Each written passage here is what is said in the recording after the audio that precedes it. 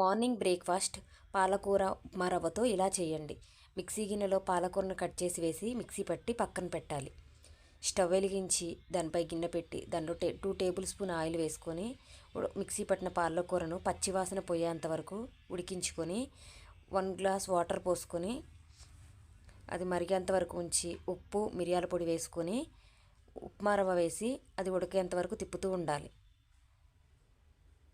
అది ఉడికినాక చివరిగా కొంచెం ఆయిల్ వేసుకొని బాల్స్లా చేసుకొని ఒక ప్లేట్లో పెట్టుకోవాలి. వాటిని ఆవిరిపై ఉడికించుకొని పక్కన పెట్టి స్టవ్ వెలిగించి అదే గిన్నెలో 1 టేబుల్ స్పూన్ ఆయిల్ వేసుకొని ఆవాలు, ఎండుమిర్చి, కరివేపాకు, జీలకర్ర, కొంచెం నువ్వులు, కొద్దిగా పసుపు వేసుకొని ఆ బాల్స్ని అందులో వేసుకొని వేపుకోవాలి. ఈ వీడియో మీకు నచ్చితే లైక్ చేయండి, సబ్స్క్రైబ్ చేయండి.